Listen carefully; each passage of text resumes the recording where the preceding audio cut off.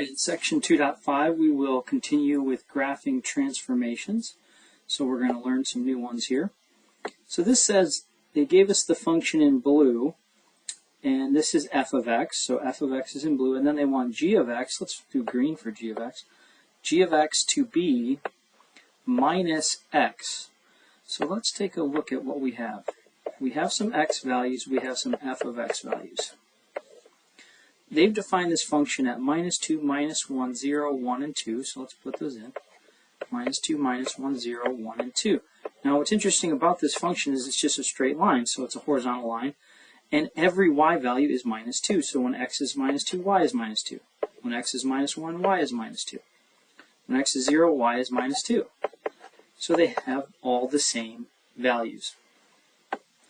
Now what will be in green, g of x, which is going to be equal to the function but with a negative x value. So instead of minus 2 here, we get minus 2, which is positive 2. And then we have minus 1, which is positive 1. 0 can't be minus, so it's just 0. But then positive 1 becomes minus 1, and positive 2 becomes minus 2. So those are our new x values. And what happens is the y value for this positive 2 would map to this value right here. And then this y value for positive 1 would map to the positive 1 value right here. And then 0 would map to 0. And minus 1 would now map to minus 1. It's the y value for 0, which is minus 2. And then this minus 2 will map all the way down to here. And so those are our new values. But what happens is it actually doesn't change this function at all. So what's going to happen is when we plot these new ones, minus 2, minus 2, minus 1, minus 2, 0, minus 2, 1, minus 2, and 2, minus 2, we get the exact same function. So the answer is going to be C. Here's our answer. And what it really does, this minus x, what it does is it swaps things. So it's going to reflect about the y-axis. So this is a reflection about the y-axis.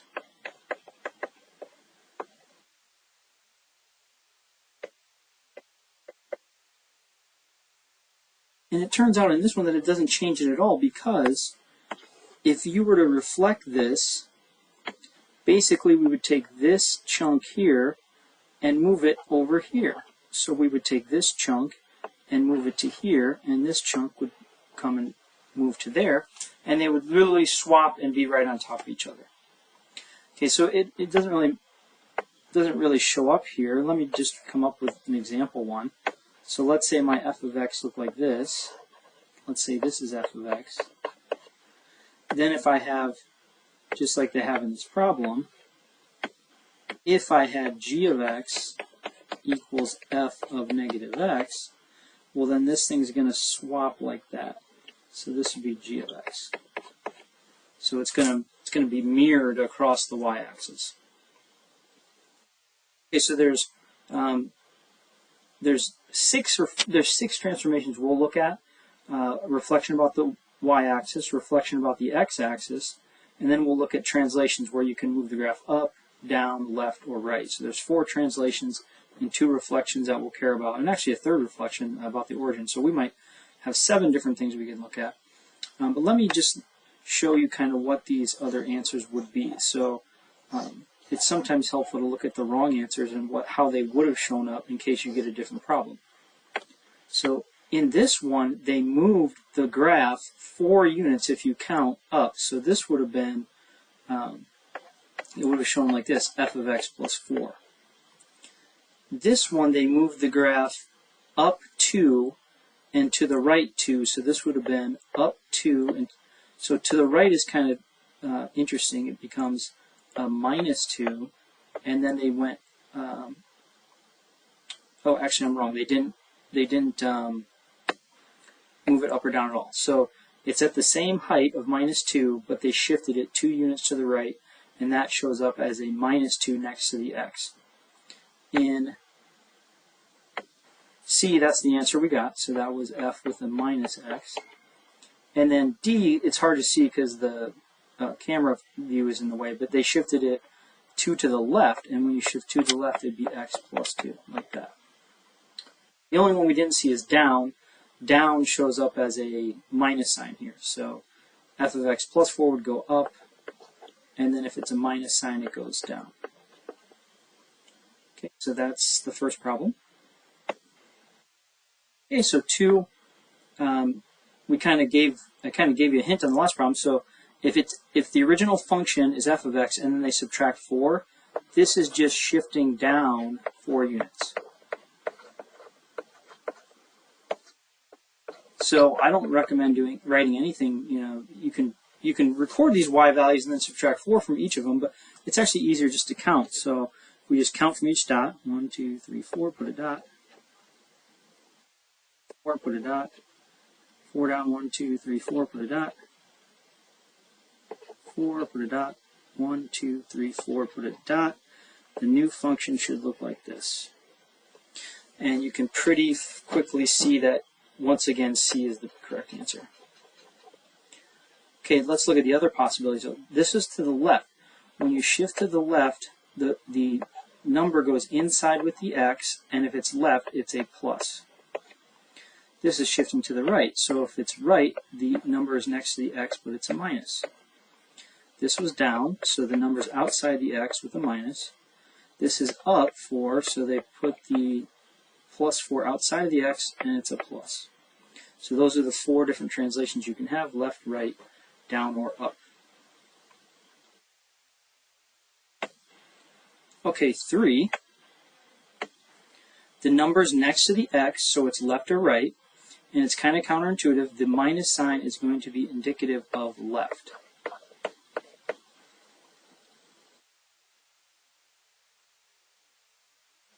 No, that's why it's counterintuitive. Minus sign means to the right, so it's going to be to the right. So minus is right, plus, if it's a plus sign, is left. So we just got to count 2 units, so this would be 2 units, and because it's a minus sign, we're going to go to the right. So we're going to go 1, 2, put a dot, 1, 2, put a dot, 1, 2, put a dot, put a dot, 1, 2, put a dot. So we're going to go like this. And we can see that the correct answer here should be A. So this is the function where we've shifted everything 2 to the right. This would be the function where we shift everything 2 to the left, so it would be plus. This is where they take the function and they shift it up 2, so the 2 is outside of the x. And this is where they took the function and shifted it down 2, so the 2 would be outside with a minus sign. Okay, for 4, we're going to use what's called a parent function, f of x equals x squared. This is a pretty common parent function. So we're going to use f of x is x squared, so we just have to square our numbers. And this is where we're going to pick our own numbers. So I'm going to pick, I guess I'll pick minus 3, minus 2, minus 1, 0. I'm going to pick way more than you probably would or have to. To get a function, you need probably 3 lines, or 3 numbers, maybe 5. I've got 7 here, so this is going to be plenty. So we have to square these. So minus 3 squared is positive 9. Minus 2 squared is positive 4. Minus 1 squared is positive 1. 0 squared is still 0. 1 squared is 1. 2 squared is 4. 3 squared is 9. So this one's symmetric because we're going to get things that line up. So minus 3 is at 9 in the y. Minus 2 is 4 up. Minus 1 is 1 up. 0, 0. 1, 1. 2, 4. 3, 9.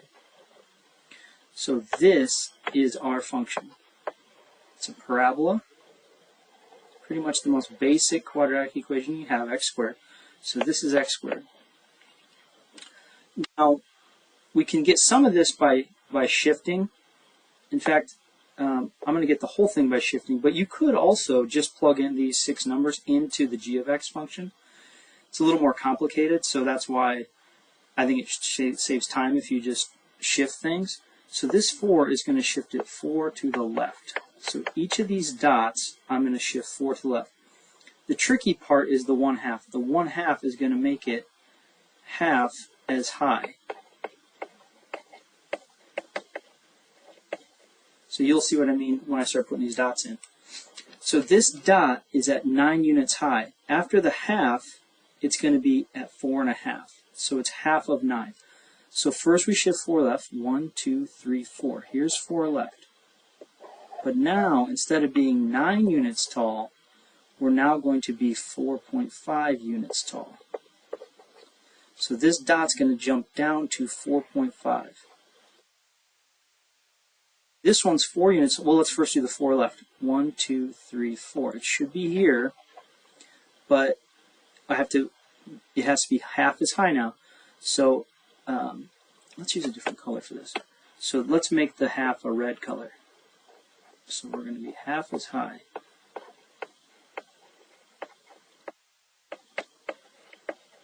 Okay, so instead of 4, it's now down at 2.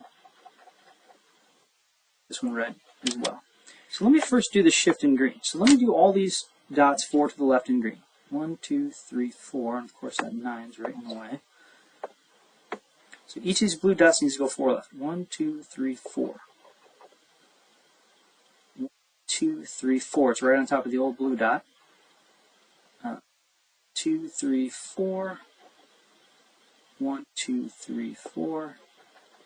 And this 0.1, 2, 3, 4. Okay. Perfect. So the green represents just shifting them 4 left. Now the red is going to represent each of these green dots. I have to make it half as high. So this green dot is at a height of 4. It now needs to be at a height of 2. This green dot's at a height of 1. It now has to be 1/2. This green dot's at a height of 1. It now has to be 1/2. Now what's interesting is half of 0 is still 0. So this green dot here is going to stay right where it's at. Half of 0 is 0. Then the only other one I have is this one at 9 units high. It's now at 4.5 right there.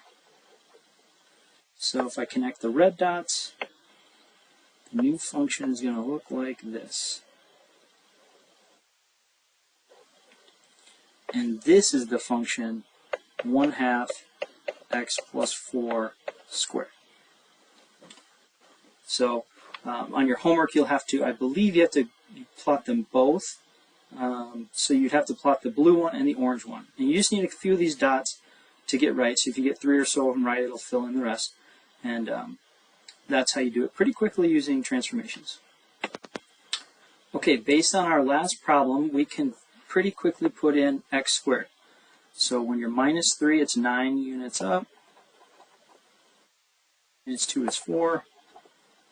Minus 1 is 1. Then 0, 0. Then 1, 1. 2, 4, 3, 9. So here is our parent function, x squared. So that's the starting point. Now it's going to say, this one has 3 different things going on. So the first thing we're going to do is we're going to go 2 to the right. I keep messing that up, sorry. 2 to the left, 2 to the left. Pluses are left, minuses are right. When it's inside like that. Then, let's see if color can help us here. Let's do orange. This is going to be 4 down. And this 4 out here is going to be 4 times higher. So, and the order is, the order which we have to do this is, first we'll go the inside part. So we'll do this first, the left. But then we have to take care of this 4, so 4 times higher. Then the last thing we'll do is bump each dot 4 units down. Okay, so let's see. Hopefully this doesn't get too messy. So each dot has to go 2 to the left.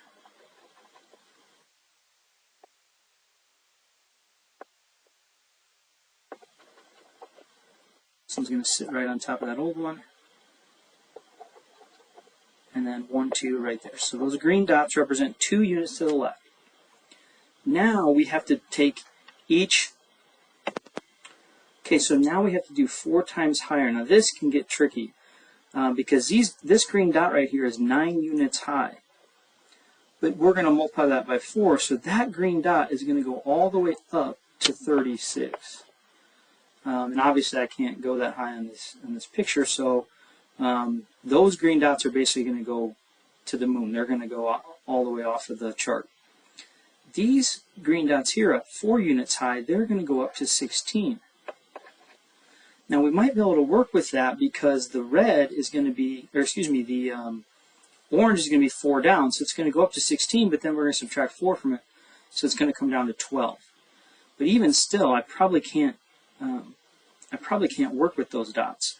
So let's go with the ones we can work with, and that's these lower dots. So these are at a height of 1. They're now going to go up to 4. So these dots are going to go 1 times 4 or up to 4. Now 0 times 4 is still 0, so this dot's going to stay right there. Okay, the last step is to subtract 4 from each of these. So now I shift each dot 4 down, so I can just count from these red dots 4 down. 1, 2, 3, 4, there's the new dot. 1, 2, 3, 4, there's the new dot. And then this red one will go down. 1, 2, 3, 4. So in the end, what we're left with is just these 3 orange dots. But that will be enough to fill in the curve. Okay, for problem 6, we're going to have the absolute value function. So this right here is called absolute value function. And it's a very simple function, so if I have x and then f of x equals absolute value of x, it's just going to take, let me get some negative numbers, 0, some positive numbers. It's going to take, it's basically asking how many jumps do you have to make on the number line to get back to 0. So from minus 10, if I were to jump on the number line, in fact we can see it here, to get back to 0 would be 1, 2, 3, 4, 5, 6, 7, 8, 9, 10. So it basically just removes the minus sign and gives us 10. So the absolute value of minus 5 is 5. Absolute value of 0 is 0. And then positive numbers, same thing. So how many jumps do I have to make from 5 to get back to 0? It would be 1, 2, 3, 4, 5. So it's just recording the distance from 0. And so it's kind of nice because whatever x you put in is the same y you get. So if I plug in minus 10 in the x, I get positive 10 in the y. Minus 5 in the x gives me positive 5 in the y. 0 gives me 0. Positive 5 gives me positive 5. Positive 10 gives me positive 10. So the function looks like a v going. So it'll keep going for all numbers. Looks like that. And then the regular rules apply. So if I have minus 4 outside of the x, this would be 4 down. So we just have to count 4 down from this one. 4, 2, 3, 4, 4. This one will be here, and this one will be here. Is going to look like the new one. Same V shape, we just shifted it down 4. And that's called a vertical shift. Okay, for 7, we have the same parent function, absolute value of x. So I can put a dot in here at minus 10, 10, minus 5, positive 5, 0, 0, positive 5, and positive 10, positive 10. And we have our function pretty quickly, pretty simply. And then this, because it's next to the x inside the absolute value, it's going to be left or right. And minuses are to the right, so this is 5 to the right. And that's going to be a horizontal shift. So we just count 5. 5.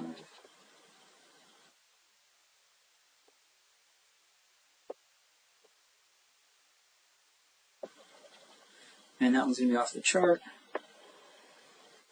And connect those dots like that. And so hopefully these are pretty quick for you. Once you know the parent function is that perfect v, then you can just count left or right, up or down. Okay, for 8, we're going to have a new parent function called a cubic. So x to the third. So let's take a look at what that's going to look like. So I have to pick small numbers for this, and you'll see why in a second. So I'm taking these numbers to the third power. So I have to take minus 2 to the third, which is the same as minus 2 times minus 2 times minus 2. Well, we get 2 times 2 times 2 is 8, and we get these two to cancel, but then we still have this minus sign sticking around. So these will be negative numbers. So with a cubic, the minus sign will stick around. So minus 1 to the third is like 1 times 1 times 1, which is 1, but the minus sign is going to stay. Anything, 0 to any power is 0, 1 to any power is just 1 if there's no minus, and then 2 to the third is just 2 times 2 times 2, there's no minus sign, so it's just 8. So if you notice, for minus numbers, we're going to have minus y. So minus 2 is down here at minus 8, minus 1 is at minus 1, 0 is at 0, positive 1 is positive 1, and positive 2 is positive 8. So the classic cubic is like this kind of stretched out sideways S or something like that. So it looks like that. Now, 1/6. This 1/6 in front is going to shrink it. So if this is 8 units high, now it's 1/6 of 8. So it's going to be dropped down closer to the x-axis. So let's actually put these numbers in here. So g of x is 1/6 of these numbers in blue. So this would be like negative 8 over 6. This would be minus 1 over 6. This would be 0 divided by 6, 1 divided by 6, and 8 divided by 6. Now we probably need decimals here so we can actually try to plot this. So negative 8 over 6 is minus 1.33, 1 1/3. Minus 1.6 is minus 0.17, so about 1/5 of the way across one tick mark. 0 is 0 divided by any number is 0. 1 divided by 6 is 0.17. 8 divided by 6 is 1.33. So these are kind of hard to see. This 8 is going to drop all the way down to 1 1/3, like right there. This 1 is going to drop down to 0.17, about right down here, 1/5 of the way up. 0 is going to stay at 0. This minus 1 drops down to 0.17, so about there. And this 8 drops all the way down to 1 1/3, about like that. So it really flattens it out. And so if we put this in, try to use a different color so you can still see these dots, it's going to look like this. And it will go off to positive infinity and down to minus infinity. That would be a vertical stretch. So it's stretching it, not stretching it long ways, it's kind of compressing it. So for 9, we have the same parent function. So if you look back at the points I had before, you might start to catch on to these. We had minus 2, minus 8, minus 1, minus 1, 0, 0, 1, 1, and 2, 8. And we'll connect those with a smooth curve. So it looks like that. Okay, now, using transformations, you can skip a lot of work, because otherwise you have to pick x's, solve for your y value, and then plot those ordered pair. But if I know transformations, I can do this pretty simply. In fact, we're going to do this in one step. This minus 3 is going to shift each of those dots 3 to the right. This plus 3, because it's on the outside, is going to shift each dot 3 up. So we're going to do this in one step. We're going to go 3 right, 3 up from each dot. So I just have to count. 1, 2, 3 right, 1, 2, 3 up. That dot is going to switch from here to here. So this is 3 right, 3 up. And I'm actually going to erase that because I don't want to, well, I can leave that one. Okay, and then for each of these, 3 right, 3 up. 1, 2, 3, 1, 2, 3. That dot is now there. This dot is now here. The origin dot will go 1, 2, 3, 1, 2, 3. It's going to go here. 1, 3, 1, 2, 3 here. This one will go 1, 2, 3, 1, 2, 3, just 1 unit above the chart. I can estimate it. This thing's going to look like this. It's going to shift up like that. So it's up and to the right. Okay, for 10, we're going to introduce a new parent function, and it's called rational function. So if I have, do it in blue here, f of x equals the square root of x. Notice that negative numbers don't work for that. We can't have negative numbers if it's a even-powered root, which square root is. It's base 1/2. And what you get is you get a function that looks like this. It goes out and then it gets flat. The reason it gets flat is because the y value does not grow very fast. So if x is 9, the y value is the square root of 9, which is 3. If x is way out here at, say, 25, the square root of 25 is 5. So the x value is almost tripled, and the y value is only gone up by 2. If you're way out here, let's say we're out at 100, the square root of 100 is 10. So it will eventually go out here, and it's only going to go from 5 to 10. It's only going to double, but the y value has multiplied by, the x value has multiplied by 4, the y value has only doubled. So it's this very flat curve, and that's what this one looks like here. So this is the function in green, is they have taken this function and they have shifted it. You just have to count. They have gone over to the tick mark at 8. 1, 2, 3, 4, 5, 6, 8. So they've shifted it 8 to the right from where it was. So if I put the blue on this graph, it would have started here and gone like this. Well, they've shifted that 8 to the right. 8 to the right. So the way that would show up is you have the 8 inside the square root with the x, and if you go right, that's a minus. So let's look at the different ways this 8 might have shown up. They might have had square root of x plus 8, that would be up. They might have had square root of x minus 8, that would have been down. The one we got was x minus 8, that's to the right. And if they had shifted it to the left, it would be x plus 8. So those are the 4 types of translations you could have seen for this problem. And ours was the one where they took it to the right.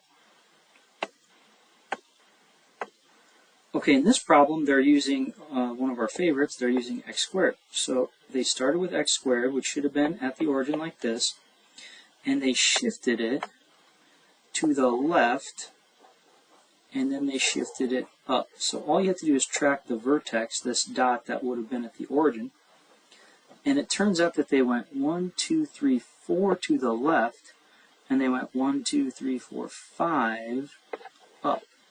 So they went 4 left, 5 up, and to get that, we start with x squared inside of parentheses. The 5 up is easy. It's going to be plus 5 outside the parentheses. The 4 left would be 4 in here, and the left would be plus. So it's pretty simple. Just x plus 4 squared, and then plus 5. The 4 inside with the plus will get us left 4. The plus 5 on the outside will get us up 5. Okay, for problem 12, they want us to look at a square root function. So the square root function, again, should have been at the origin like this. They moved it up, and they moved it up by 13.2. But they also actually stretched these by 2.5. So if your y value should have been, if your y value was 1, now it's at 2.5. If your y value was 2, now it's up at 5. So you just take each of these numbers times 2.5. Okay, so it gives an added kind of stretch, makes those y values grow a little faster. So to capture this equation, we would just say that it is up 13.2 and it's stretched by a factor of 2.5. And the one that says that best, I mean, there's only one that says up by 13.2, so it's kind of a dead giveaway, is D. So they vertically stretched by a factor of 2.5, and then they went up by 13.2. Okay, so that's the easy part, hopefully. Now what they want us to do is use this. So this is a model. They're trying to model children's height based on their age in months. So they're saying on average, kind of newborns and things are about 13.2 inches long. And then they're going to say, okay, by age 5 or so, you know, how tall are they? They're now, you know, a couple feet tall, but maybe 3 feet or 4 feet tall. Okay, so so they want us to check a 24-month-old. So we're going to replace X with 24. So we're going to say, let's estimate what a 24-month-old kid, how long they should be. So 2.5, instead of square root of X, we take the square root of 24. And then we're going to add 13.2. So the order of operations on this, you should type 24, the square root of 24, get a number, multiply that number times 2.5, get a new number, then add 13.2 to that number, and you should get the estimated height of the 24-month-old from the model is 25.447 inches tall. Tall or long, however you want to think about it. Okay, now we have to round to the nearest tenth. The 10th place is the first spot, so we want to round to that. So what we do is we look to the right of that. If that number was 5 or bigger, we'd make that 4 or 5. We'd bump it up by 1. But since this number is 4 or smaller, we just dump these. So the answer is we're estimating 25.4 inches tall for this, for the average, the median height of a 2-year-old. Okay, then it says the actual height. So it says the actual median height for 24 months old is 25 inches. And it says, okay, how close are these? So this is our prediction. This is actual. Prediction versus actual.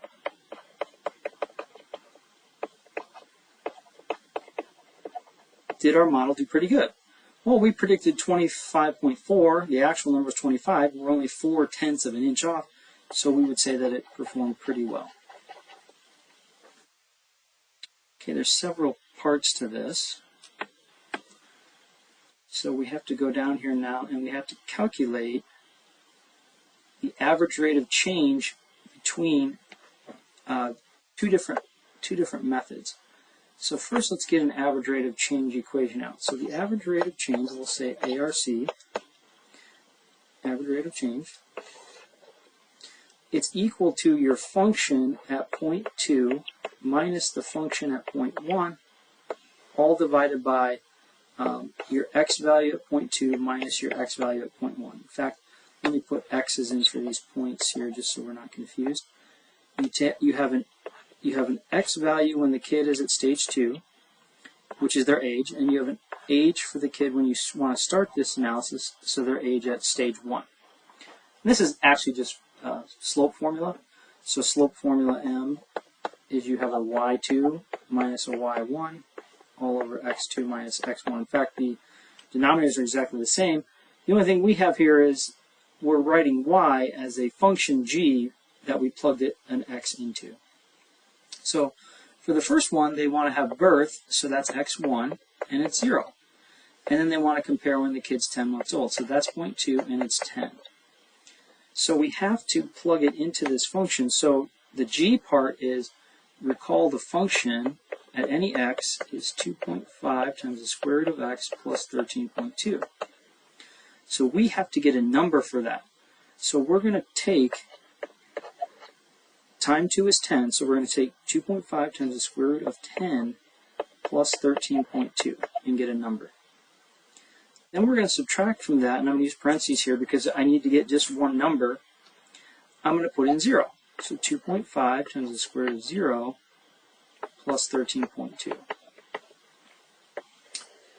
And then I'm going to divide by 10 minus 0. Notice how these match up.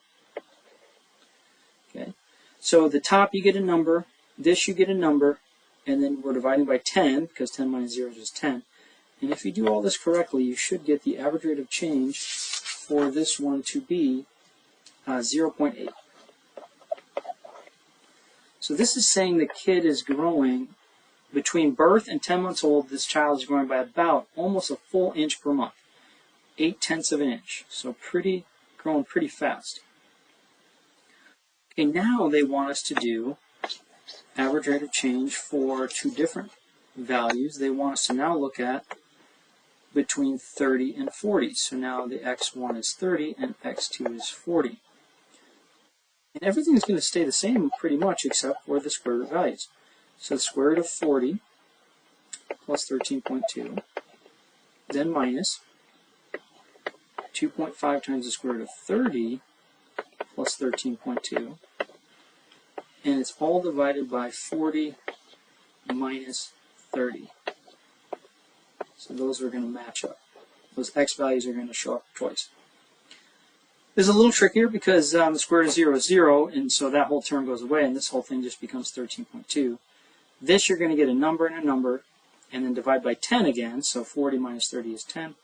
And if you do this one correctly, you should get that the growth rate has slowed, the average rate of change has slowed a little bit to 0.2. So from birth and 10 months old, they're growing by almost an inch per month. And then once you start to get into 3.5 years to almost 4 years old, you're only growing by 0.2 of an inch, or about 1/5 of an inch per month. So the average rate of change has slowed down. In fact, this last part asks, how does our answer compare to part C? So how does 0.2 compare to 0.8? Well, it's smaller, and it's going to show up in the graph as being not as steep. So the answer to this one is this. The rate of change is smaller, and the graph will not be as steep. So let me just try to reconstruct their graph real quick. Started at 13.2, and it went like this. It went up and to the right, and it kind of got flatter as it went. And this should make sense because as we age, we grow slower and slower. So when a child is born, I wish I hadn't used blue there. Let me use red for the curve so we can see this a little better. So there's their curve. The blue number is 0.8, so between 0 and 10 months old, 0 and 10 months, the slope of this line is very steep. It's going up and to the right at a sharp angle. And then between 30 and 40, let's say over here, if I look at the slope between those two dots, it's flatter. So you can kind of see how it's a lot flatter than the steepness of the blue slope. So these numbers are just slopes, and the bigger the number is, the sharper the angle is. And that should make sense. So as we get older, and this will eventually flatten out, right? So we don't keep growing in height. We eventually get our max height, and that's it. And then the curve will be flat. And I think that's the last problem, so that will complete